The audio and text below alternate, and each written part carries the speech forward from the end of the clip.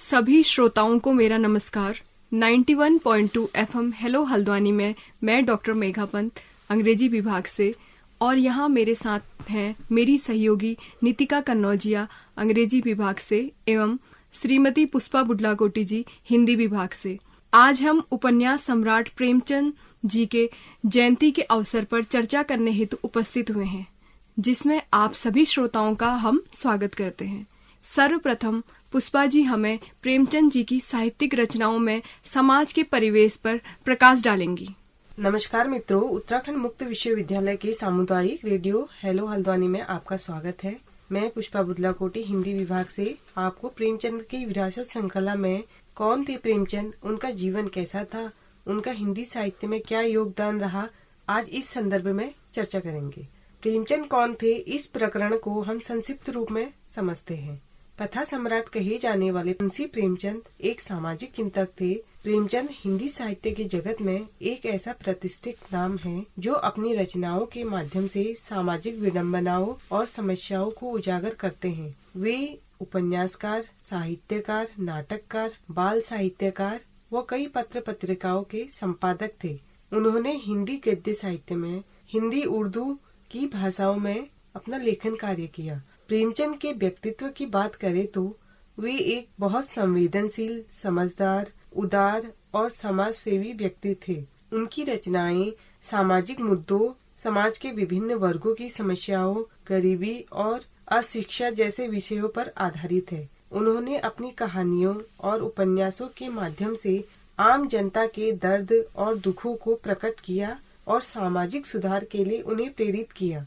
उनकी सभी रचनाओं में भारतीय समाज की जटिलताओं और संघर्ष से भरी दुख गाथा का वर्णन है। उनके कहानी और उपन्यासों के पात्र ग्रामीण व शहरी परिवेश से जुड़े हुए हैं। उनके उपन्यास, कहानियां, नाटक और लेख आज भी पढ़े और सराहे जाते हैं। उनके संपूर्ण कथा साहित्य का आकलन और मूल्यांकन करने से जो बात सामने आती है वह है सामाजिक न्याय, नैतिकता और मानव अधिकारों की हिमायत करना। और इस प्रकार साहित्य के इतिहास में उनका अपना एक युग प्रकाशित हो गया, जिसे सन 1918 से 1936 तक प्रेमचंद युग नाम दिया गया। ऐसे थे मुंशी प्रेमचंद जी। अब हम मुंशी प्रेमचंद के जीवन पर बात करते हैं कि उनका जीवन कैसा था। प्रेमचंद का जीवन बचपन से ही संघर्षशील रहा है। उनका जन्म 31 जुलाई 1880 को वाराणसी के लमही गांव में हुआ था। उनका वास्तविक नाम धनपत राय श्रीवास्तव था, लेकिन उनकी साहित्यिक विद्वता के कारण उन्हें मुंशी उपनाम से जाना जाता है। बचपन में मां की मृत्यु के उपरांत पिता ने दूसरा विवाह किया।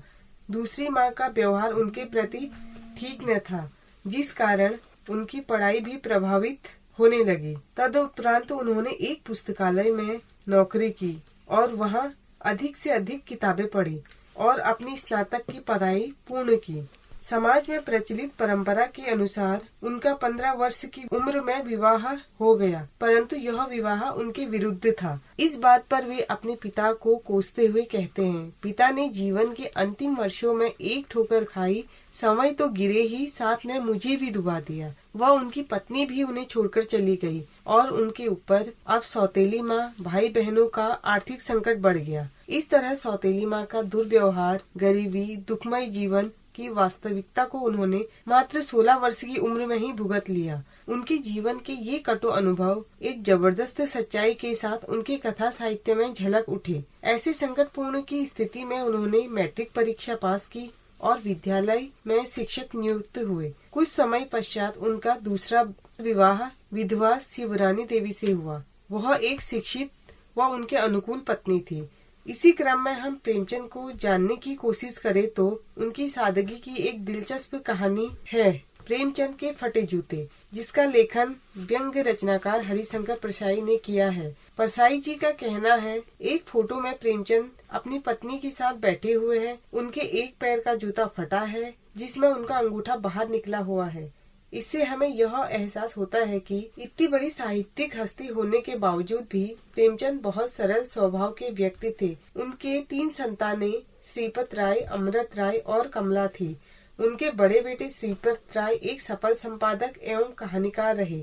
तथा अमृत राय प्रगतिशील आंदोलन के अंतर्गत कहानीकार, उपन्यासकार, आलोचक, विचारक के रूप में प्रसिद्ध रहे। सन 1921 में जब असहयोग आंदोलन शुरू हुआ तो गांधी जी के सरकारी नौकरी छोड़ने के आह्वान पर प्रेमचंद ने भी स्कूल पद से इस्तीफा दे दिया। तदुपरांत उन्होंने लेखन कार्य को अपना व्यवसाय बनाया। अब उनके दृष्टिकोण में 3 नए पहलू शामिल हुए। उन्होंने हिंदी उर्दू की रचनाएं लिखी, सार्वजनिक जीवन को अधिक महत्व दिया, खासकर राष्ट्र को एक परिवार समझते हुए। वे गांधीवादी विचारधारा से बहुत प्रभावित हुए। उनकी रचनाओं में भी उनके पात्र गांधीवादी विचारधारा का प्रतिपादन करते हैं। जैसे गोदान में होरी, उनके इस उपन्यास में होरी एक ऐसा पात्र है जो तर्कशील के आधार पर सामाजिक विडंबनाओं को मानने पर तैयार नहीं है। बाद में उन्होंने संपादक के तौर पर हंस, सरस्वती, मर्यादा, माधुरी आदि पत्रिकाओं का संपादन कार्य किया।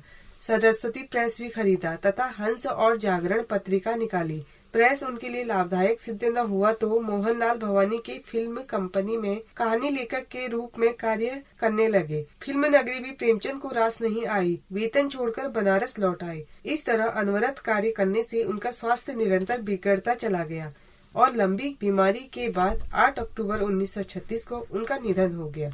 अगर उनकी साहित्यिक समीक्षात्मक पहलू की बात करें तो उनकी कई रचनाएं हैं जो आज भी प्रासंगिक है। अब इसी क्रम में नारी विमर्श पर आपसे डॉक्टर मेधा पंत जी बात करेंगी। पुष्पा जी द्वारा आप सबको प्रेमचंद की रचनाओं एवं उनके जीवन परिचय का एक संक्षिप्त विवरण दिया गया है। प्रेमचंद जी के बारे में कहा गया है कि प्रेमचंद वह कसौटी है जिसमें उनके पूर्व के तथा बाद में आने वाले समस्त उपन्यासों को भी कसा जा सकता है। अतः इस दृष्टि से उनके उपन्यासों के विविध आयामों में से एक आयाम नारी विमर्श पर आज हम अपने विचार प्रस्तुत कर रहे हैं। प्रेमचंद जी की नारी संबंधी दृष्टि के विकास का संबंध उनके व्यक्तिगत जीवन में आई स्त्रियों से जुड़ा हुआ है।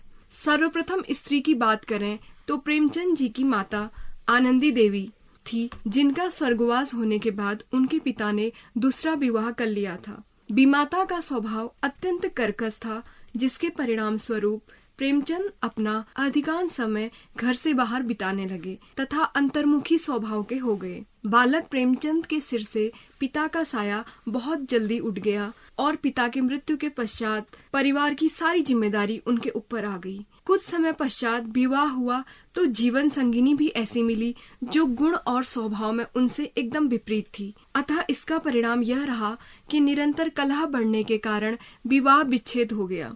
इसके बाद उन्होंने एक बाल विधवा शिवरानी जी से विवाह किया, जो उस समय एक बड़ा क्रांतिकारी कदम था। शिवरानी जी पढ़ी लिखी थी एवं जमींदार परिवार से ताल्लुक रखती थी, तो उन्होंने न केवल मुंशी जी को संभाला बल्कि उनके परिवार की आर्थिक स्थिति को भी सुधारा। इससे मुंशी जी के जीवन में एक ठहराव आया। इस प्रकार जिन नारियों के संपर्क में मुंशी जी जीवन के प्रारंभिक चरणों में आए, फिर चाहे वह उनकी माता हो, बीमाता हो, प्रथम पत्नी हो या दूसरी पत्नी, इन चारों नारियों का प्रत्यक्ष या अप्रत्यक्ष प्रभाव उनकी नारी संबंधी दृष्टिकोण पर पड़ा। मुंशी जी बाल विवाह के विरोधी थे, क्योंकि वे स्वयं भी इस दंश को झेल चुके थे। वे नारी की स्वच्छंदता के पक्ष में भले ही ना हो, परंतु नारी को समान अधिकार देने के पक्ष में थे। मुंशी प्रेमचंद ने अपने उपन्यासों में नारी विमर्श को अत्यंत सशक्त और संवेदनशील तरीके से प्रस्तुत किया है। उनके 2 प्रमुख उपन्यास सेवा सदन और निर्मला इस दृष्टिकोण को विशेष रूप से उजागर करते हैं। इन उपन्यासों में प्रेमचंद ने महिलाओं की सामाजिक स्थिति, उनके अधिकारों और उनके प्रति समाज में व्याप्त अन्याय को बेबाकी से चित्रित किया है। सेवा सदन भारतीय समाज में वैश्यावृत्ति और महिलाओं की स्थिति पर आधारित एक महत्वपूर्ण उपन्यास है। इस उपन्यास के माध्यम से उस समय की सामाजिक व्यवस्था और पितृसत्तात्मक समाज की समस्याओं को उजागर किया है। कहानी की मुख्य पात्र सुमन एक गरीब परिवार की लड़की है, जो समाज के कठोर नियमों और परिस्थितियों की वजह से वैश्यावृत्ति की ओर धकेली जाती है। सुमन का चरित्र न केवल महिलाओं की दुर्दशा को दर्शाता है, बल्कि समाज द्वारा उनके अधिकारों के हनन और उन पर होने वाले अत्याचारों को भी सामने लाता है। उपन्यास में प्रेमचंद ने वैश्यावृत्ति की समस्या को गहरे और संवेदनशील तरीके से पेश किया है। उन्होंने यह दिखाने की कोशिश की है कि यह समस्या केवल महिलाओं की ही नहीं वरन पूरे समाज की है। सेवा सदन के माध्यम से उन्होंने समाज में व्याप्त दुराचार और महिलाओं के प्रति होने वाले अन्याय को उभारने का प्रयास किया है। इस उपन्यास में प्रेमचंद ने यह भी दिखाया है कि समाज में महिलाओं की स्थिति को सुधारने के लिए उन्हें शिक्षा और आर्थिक स्वतंत्रता की भी आवश्यकता है। निर्मला एक अन्य प्रमुख उपन्यास है जिसमें प्रेमचंद ने नारी विमर्श को विशेष रूप से उभारा है। इस उपन्यास की मुख्य पात्र निर्मला एक सुशिक्षित और संवेदनशील लड़की है जो परिस्थितियों की वजह से एक उम्रदराज विधुर के साथ विवाह करने के लिए मजबूर होती है। यह विवाह उनके जीवन में दुख और पीड़ा का कारण बनता है। प्रेमचंद ने इस उपन्यास में दहेज प्रथा, बाल विवाह और विधवाओं की स्थिति जैसे मुद्दों पर प्रकाश डाला है। निर्मला के माध्यम से प्रेमचंद ने यह दिखाने का प्रयास किया है कि महिलाओं की शिक्षा और उनके अधिकारों का संरक्षण कितना महत्वपूर्ण है। उन्होंने इस उपन्यास में महिलाओं की स्थिति में सुधार की आवश्यकता पर भी बल दिया है और साथ ही यह संदेश दिया है कि समाज में व्याप्त अन्याय और अत्याचार को समाप्त करना अत्यंत आवश्यक है। निर्मला का चरित्र समाज की उन महिलाओं का प्रतीक है जो समाज की कुप्रथाओं और नियमों के चलते जीवन में पीड़ा और दुख झेलती हैं। मुंशी प्रेमचंद के इन उपन्यासों में नारी विमर्श का मुद्दा न केवल उस समय के समाज के लिए प्रासंगिक था बल्कि आज भी इसकी प्रासंगिकता बनी हुई है। उन्होंने महिलाओं की स्थिति, उनके अधिकारों और उनके प्रति होने वाले अन्याय को बहुत ही संवेदनशील और सशक्त तरीके से चित्रित किया है। प्रेमचंद का लेखन महिलाओं के लिए एक प्रेरणा स्रोत है और उनके उपन्यास समाज में बदलाव लाने की दिशा में महत्वपूर्ण योगदान देते हैं। उनके उपन्यासों से यह स्पष्ट होता है कि समाज में महिलाओं की स्थिति में सुधार की अत्यंत आवश्यकता है और इसके लिए हमें उनके अधिकारों और स्वतंत्रता का सम्मान करना चाहिए। इसके पश्चात नितिका कन्नौजिया जी प्रेमचंद की कहानियों में नारी विमर्श पर चर्चा करेंगी। जैसा कि हम सब जानते ही हैं कि मुंशी प्रेमचंद हिंदी साहित्य के एक ऐसे महान लेखक हैं जिन्होंने अपनी कहानियों और उपन्यासों के माध्यम से भारतीय समाज के विभिन्न पहलुओं को गहराई से चित्रित किया है। उनकी लेखनी ने न केवल सामाजिक समस्याओं को उजागर किया बल्कि समाज में नारी की भूमिका और उनके संघर्षों को भी विशेष महत्व दिया। इसी तरह से देखा जाए तो उनकी कहानी बड़े घर की बेटी में आनंदी का चरित्र एक प्रमुख भूमिका निभाता है। आनंदी एक संपन्न और प्रतिष्ठित परिवार की बेटी है जिसे शादी के बाद एक छोटे और साधारण परिवार में जाना पड़ता है। वहां उसे न केवल आर्थिक कठिनाइयों का सामना करना पड़ता है बल्कि पारिवारिक तनावों और अपेक्षाओं से भी जूझना पड़ता है। आनंदी अपनी समझदारी, धैर्य और सहनशीलता से परिवार में शांति और सामंजस्य स्थापित करने में सफल होती है।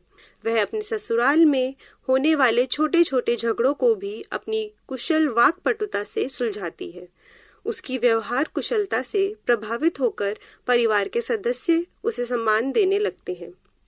आनंदी का चरित्र दर्शाता है कि कैसे एक महिला अपनी बुद्धिमत्ता और संयम से कठिन परिस्थितियों को अपने अनुकूल बना सकती है।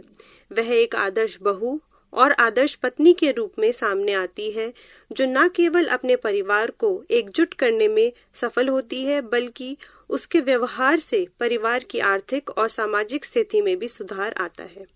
एक और कहानी शतरंज के खिलाड़ी में बेगम का चरित्र एक ऐसी महिला का है जो अपने अधिकारों के लिए आवाज उठाती है। उसका पति मीर रोशन अली शतरंज के खेल में इतना मग्न रहता है कि वह अपने पारिवारिक दायित्वों की पूरी तरह से उपेक्षा करता है। वह अपने पति से बार बार अनुरोध करती है कि वह घर और परिवार पर ध्यान दे, लेकिन उसकी बातों का उसके पति पर कोई असर नहीं होता। अंततः वह एक साहसिक कदम उठाती है और अपने मायके चली जाती है। बेगम का यह निर्णय उस समय के समाज में एक बड़ा कदम था, जब महिलाओं से अपने पति की हर गलती को चुपचाप सहने की उम्मीद की जाती थी। उसका यह कदम न केवल उसके व्यक्तिगत संघर्ष को दर्शाता है, बल्कि समाज में महिलाओं की बदलती भूमिका का भी प्रतीक है। बेगम का चरित्र दर्शाता है कि महिलाएं अपने अधिकारों के लिए खड़ी हो सकती हैं और पारिवारिक जीवन में अपनी सक्रिय भूमिका की मांग भी कर सकती हैं। यह कहानी तत्कालीन समाज में महिलाओं की स्थिति और उनके संघर्ष को बड़ी ही सूक्ष्मता से उजागर करती है। ठाकुर का कुआं कहानी में गंगी का चरित्र एक गरीब दलित महिला का है, जो समाज की जाति व्यवस्था और लैंगिक भेदभाव दोनों का शिकार है। गंगी के पति जोखू को तेज बुखार है और उसे पानी की जरूरत है। गांव में केवल एक ही कुआं है जो ठाकुर का है और दलितों को उससे पानी लेने की मनाही है। गंगी अपने पति के स्वास्थ्य की चिंता में रात के अंधेरे में ठाकुर के कुएं से पानी लेने का साहसिक निर्णय लेती है और यह कार्य उसके लिए बहुत जोखिम भरा है, क्योंकि अगर वह पकड़ी गई तो उसे कठोर सजा मिल सकती है। गंगी का चरित्र उसकी संघर्षशीलता और साहस का प्रतीक है। वह समाज की रूढ़िवादी मान्यताओं और जाति आधारित भेदभाव के खिलाफ एक मूक विद्रोह करती है। उसका यह कार्य न केवल अपने पति के प्रति उसके प्रेम और समर्पण को दर्शाता है, बल्कि एक मनुष्य के रूप में अपने अधिकारों के प्रति उसकी जागरूकता को भी प्रकट करता है। प्रेमचंद ने गंगी के माध्यम से समाज में व्याप्त असमानता, शोषण पर गहरा प्रकाश डाला है। उसका चरित्र दलित महिलाओं के दोहरे उत्पीड़न, जाति और लिंग आधारित को बड़ी ही मार्मिकता से उजागर करता है। उनकी कहानी कफन में बुधिया का चरित्र एक ऐसी महिला का है जो समाज की निर्दयता और पुरुषों की संवेदनहीनता का शिकार होती है। बुधिया एक अत्यंत गरीब परिवार की बहू है जो गर्भवती है और प्रसव पीड़ा से गुजर रही है। उसका पति माधव और ससुर घीसू दोनों ही अत्यंत आलसी और निकम्मे हैं। वे ना तो बुधिया की सहायता करते हैं और ना ही उसके लिए दाई बुलाने का प्रयास करते हैं। बुधिया अकेले ही अपनी पीड़ा सहती है और अंततः प्रसव के दौरान ही उसकी मृत्यु हो जाती है। बुधिया की मृत्यु के बाद भी उसके पति और ससुर उसके अंतिम संस्कार की चिंता नहीं करते। वे उसके कफन के लिए मिले पैसों से शराब और भोजन का आनंद लेते हैं। बुधिया का चरित्र समाज में महिलाओं की दयनीय स्थिति और उनके प्रति पुरुषों की उदासीनता का प्रतीक है। प्रेमचंद ने इस कहानी के माध्यम से समाज की कठोर वास्तविकता को बेबाकी से सामने रखा है, जहां एक महिला का जीवन इतना मूल्यहीन समझा जाता है कि उसकी मृत्यु भी किसी को विचलित नहीं करती है। निर्वासन कहानी में निरुपमा का चरित्र एक साहसी और आत्मनिर्भर महिला का है। निरुपमा की शादी एक ऐसे व्यक्ति से होती है जो उसे पसंद नहीं करता और उसका अपमान करता है। उसका पति उसे छोड़कर चला जाता है और दूसरी शादी कर लेता है। वह अपने आत्मसम्मान को बनाए रखने के लिए अपने पति को छोड़कर और अपने जीवन को नए सिरे से शुरू करने की निर्णय लेती है। निरुपमा अपनी शिक्षा का उपयोग करते हुए एक स्कूल में शिक्षिका बन जाती है और अपना जीवन स्वतंत्र रूप से जीने लगती है। वह न केवल आर्थिक रूप से आत्मनिर्भर होती है, बल्कि समाज में एक सम्मानजनक स्थान भी प्राप्त करती है। निरुपमा का चरित्र दर्शाता है कि कैसे एक महिला अपने जीवन के निर्णय स्वयं ले सकती है और समाज की परवाह किए बिना अपने सपनों को साकार कर सकती है। यह कहानी एक महिला के आत्मनिर्भरता और स्वाभिमान की कहानी है, जो समाज के रूढ़िवादी विचारों को चुनौती देती है और अपने अधिकारों के लिए खड़ी होती है। निरुपमा का चरित्र उन सभी महिलाओं के लिए एक प्रेरणा स्रोत है जो अपने जीवन में किसी न किसी प्रकार के उत्पीड़न या भेदभाव का सामना कर रही है। प्रेमचंद की ये कहानियाँ सिर्फ कहानियाँ नहीं है, वे समाज में महिलाओं की स्थिति, उनके संघर्ष और सशक्तिकरण को गहराई से दिखाने वाला एक आईना है। प्रेमचंद ने अपनी कहानियों में महिलाओं के साहस, बहादुरी और संघर्षशीलता को बड़े ही संवेदनशील और यथार्थ रूप से दिखाया है। उन्होंने समाज की पुरानी सोच और रूढ़िवादी विचारों को चुनौती दी है। उनकी कहानियों में महिलाओं के प्रति गहरी समझ, सम्मान और संवेदनशीलता दिखाई देती है। प्रेमचंद ने अपने समय की सामाजिक व्यवस्थाओं और प्रथाओं पर सवाल उठाए और नारी पात्रों को उनके संघर्ष और साहस के माध्यम से विशेष महत्व दिया। यही बात उन्हें दूसरे लेखकों से अलग और विशिष्ट बनाती है। धन्यवाद डॉक्टर मेधा जी और नीतिका कन्नौजिया दी। आपने अपनी रचनाओं के माध्यम से नारी विमर्श का जिक्र किया और मुख्य रूप से नारी की सामाजिक दयनीय स्थिति का भी आकलन किया।